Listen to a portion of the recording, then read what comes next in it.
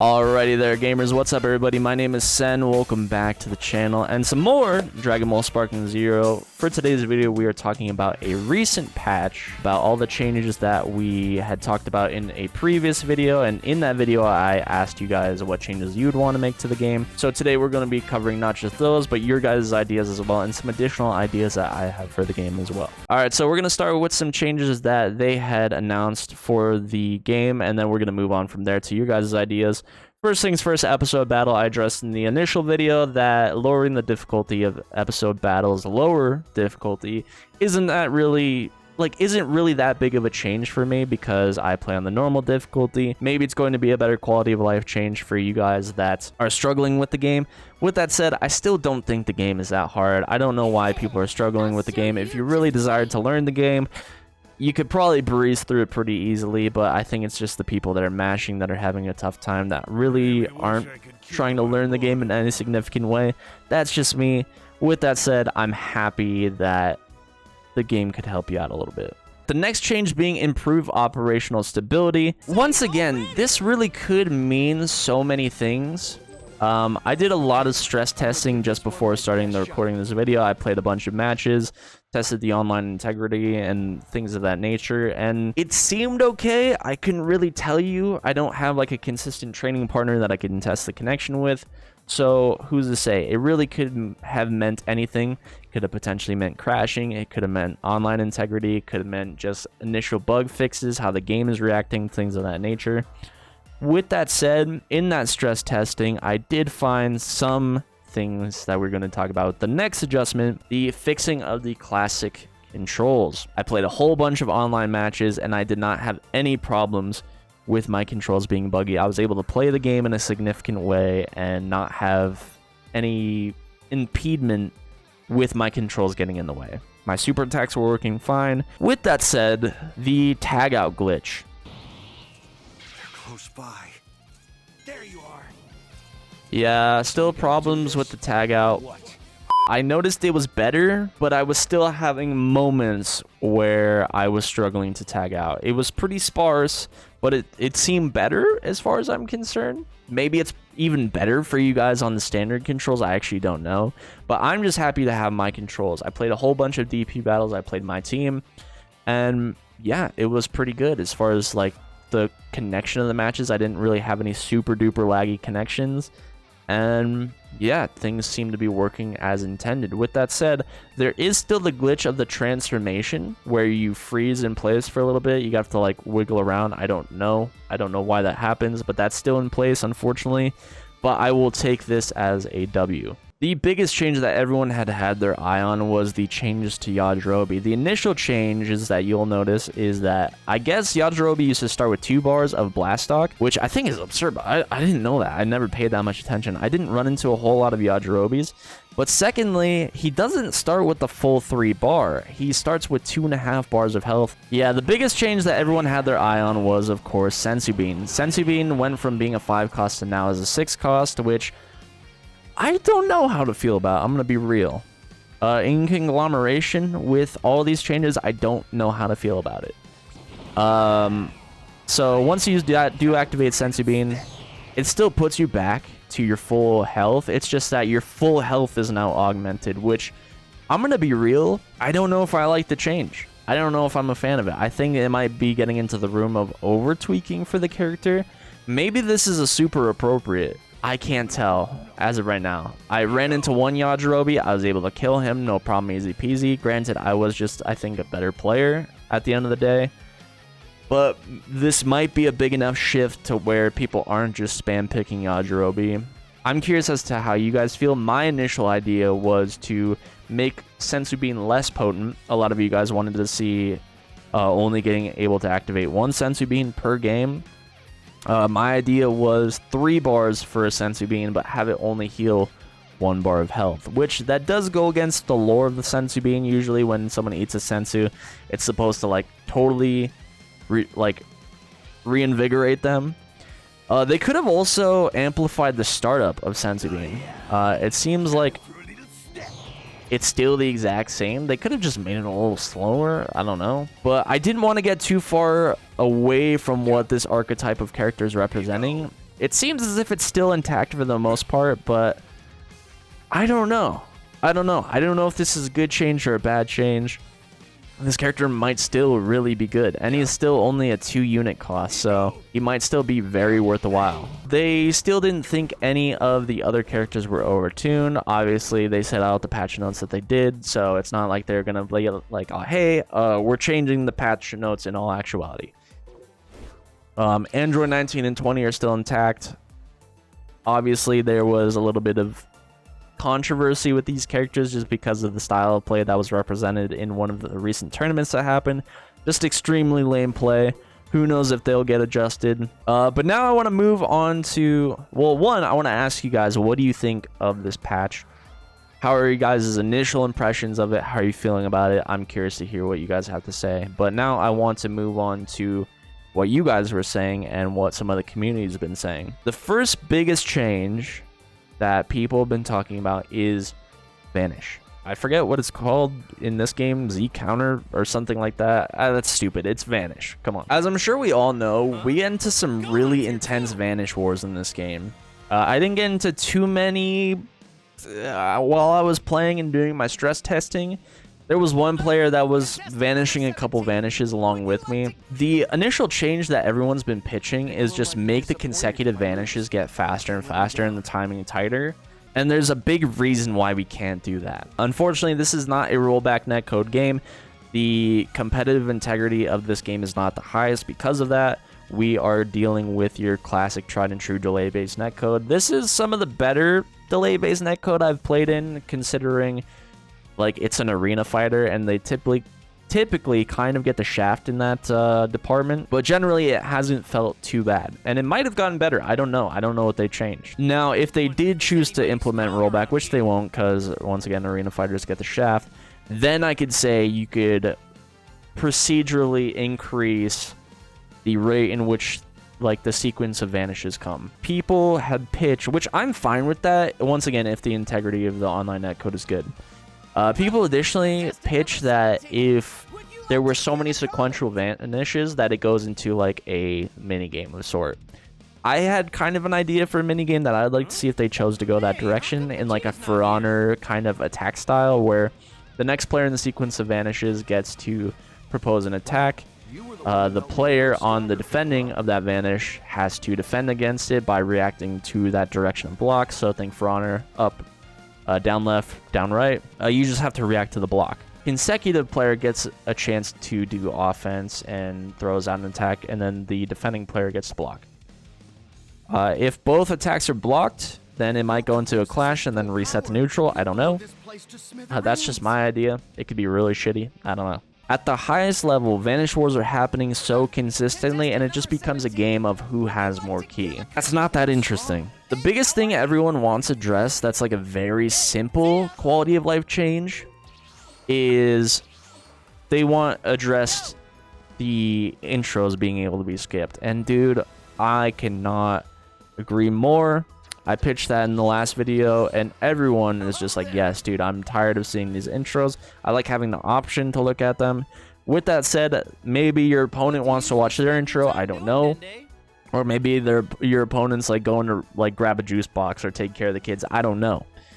So have it be a Tekken fashion where you can skip your own intro and get straight to business. You'll still have to watch your opponent's intro if they want to watch theirs, but I think that might be the best of both worlds. The biggest thing Mr. Universe was saying was that they want an option to exit mid-match. I am fine with that, but there needs to be repercussions about exiting mid-match. Have it be like an MK thing, I think, where MK has quitters mid-match, is that it's just an auto loss. I don't want anyone penalized for like, oh, you're not allowed to play for like a week or a day or anything like that. I don't want a time penalty.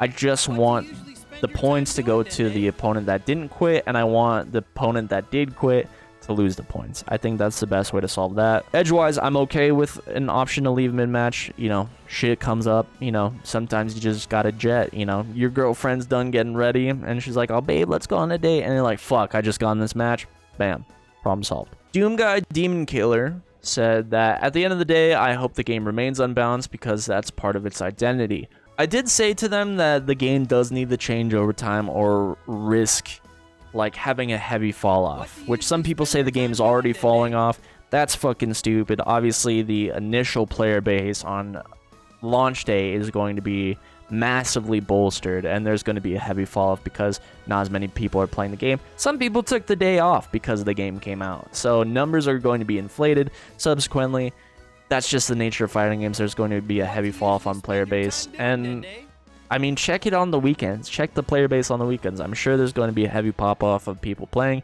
and that's just Steam numbers that I saw people talking about. So that's not including PlayStation. That's not including Xbox. I think it's stupid. Doom Guy Demon Killer did say that if it was another IP, sure, but Dragon Ball, it's not going to die out. All I was said to that was a big IP can only hold so much water. Look at a game like Star Wars Outlaws. That game fucking sucks, and because the game fucking sucks, nobody plays it. This game does not fucking suck. I think the game is going to need to change over time to maintain, essentially to stay interesting. Pontiac Bandit said they would like to see a 2v2 mode included in the game. I don't think it's necessary. I think the DP battles and the team battles are satisfactory enough, and then having the single battles on top of that. My favorite mode personally is single battles. DP battle isn't bad as well. I would hate to play team battle online. I don't think there's going to be a time you guys catch me playing team battle online unless it's with the homies. The best we have right now is just running it with the homies or running it with a Discord and say, hey, let's just play twos for fun. Because what do you have in that case?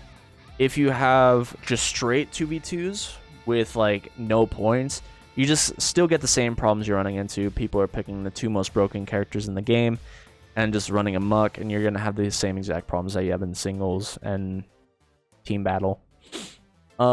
If it is a DP battle system, I'm curious as to what would be the best amount of points to have.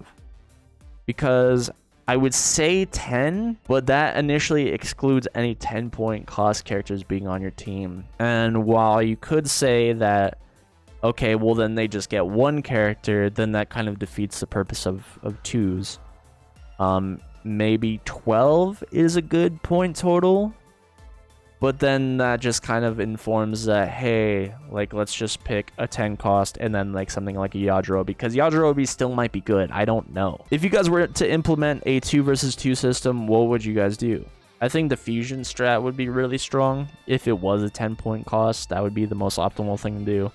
Have a Goku, have a Vegeta. Mucky Beef mentions Afterimage Strike, and I talked about Afterimage Strike in my initial video. It could either be a shorter time duration on Afterimage Strike, like 5 seconds or something like that, where you still get the same effects that you do with Afterimage Strike, just the duration that you have it is much shorter, or you can have it vanish the first attack in a sequence of attacks.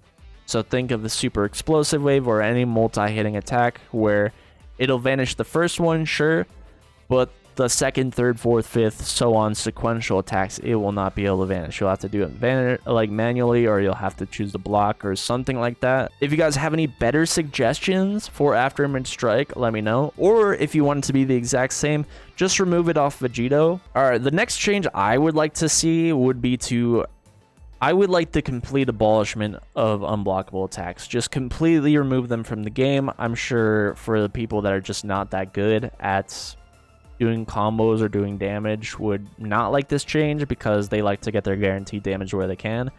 But for the competitive integrity of the game, which once again, this game's not supposed to be competitive or at EVO or anything like that, but I just don't think there should be some attacks that are unblockable and then some that are not, and then just generally, like, I have to ask all the time, like, is this unblockable? Can I block this? Should I just vanish? I don't know. With that said, the argument for unblockable attacks is the vanish timing being as lenient as it is, where it's not super duper hard to vanish some of these things, but like Spirit Bomb is a great example. That shit seems really hard to vanish, and all the more reason why the vanish window has to be lenient, because there are attacks that exist that are unblockable. I think you should just generally remove them. That's me. The next change I've heard a lot of people talk about is super counter, like the up square thing. I think that's what that's called, right? Is that it's just too good and that it should be completely removed from the game, and then just make revenge counter better and able to be like a get off me tool for someone behind you as well, because you could do super counter the up square shit with someone behind you, like any direction of you, and it counters a ton of things. It stops the vanish chain sequence. which in a way makes me think it's good, but also is just bad at the same time because there's no reason to not do it, essentially. Making revenge counter better as a get off me tool, like almost like a burst, is, I would say, really good, a really good change, because it has you thinking about your resources in a more significant way and whether it's worth it to use it or not. I think having revenge counter be better and remove super counter would be really good. With that said, though, I think super counter, as far as like an execution thing is concerned, is kind of cool that there is a level of execution in this game. Because I heard it was a 2-frame window. I don't know if that's true at all. I don't know how big the gap is.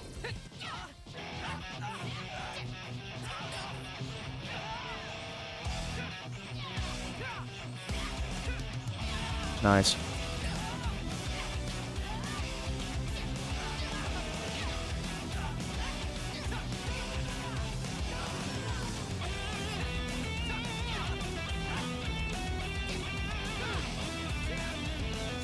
Nice. Alright, he feels it slipping. He's probably just gonna rush right in.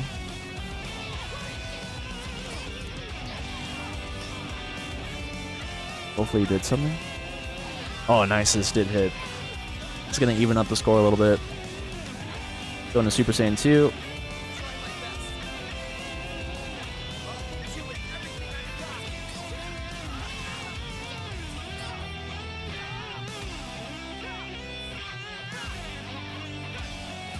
Damn it.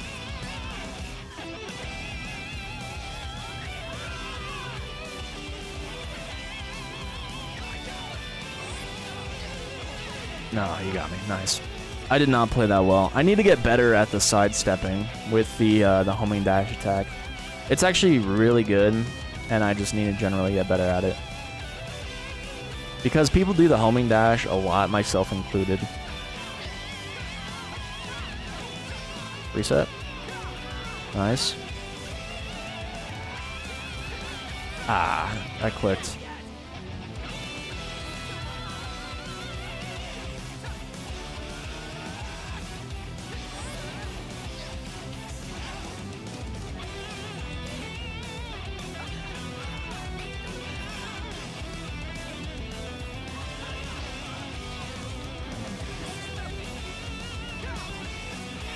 Ooh, with punish, let's go.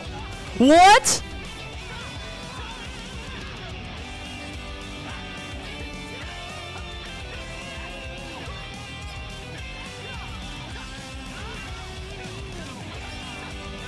Let's go to Super Saiyan 2. We have the lead right now. Let's just keep the health lead going.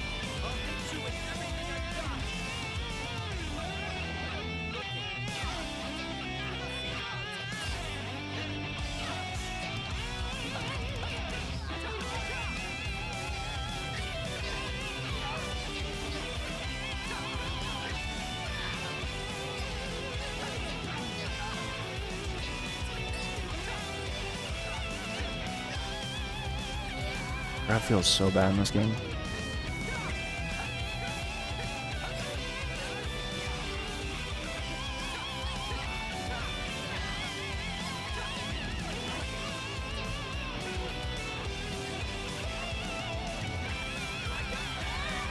Alright, he went Super Saiyan 2 as well.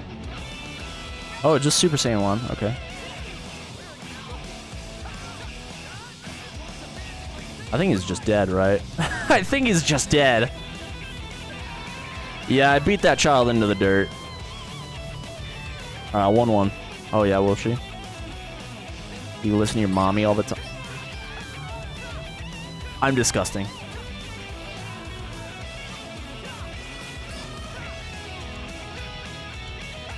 We actually won that Vanish War.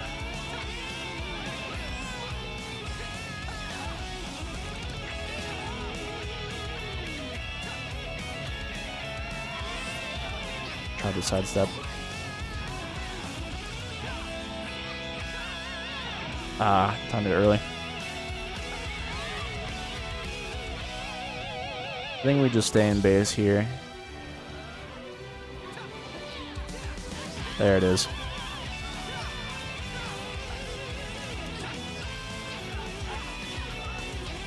Get off me. I miss, huh?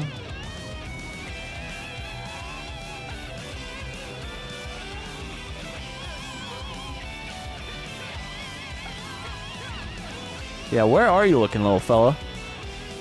That missed? How?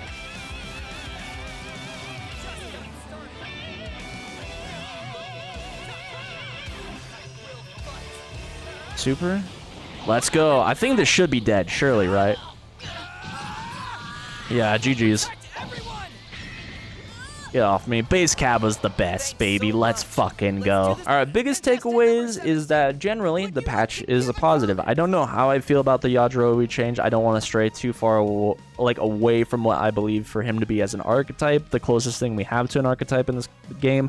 I'm really glad the controls are fixed. There's a couple other bugs that need to be fixed within the game.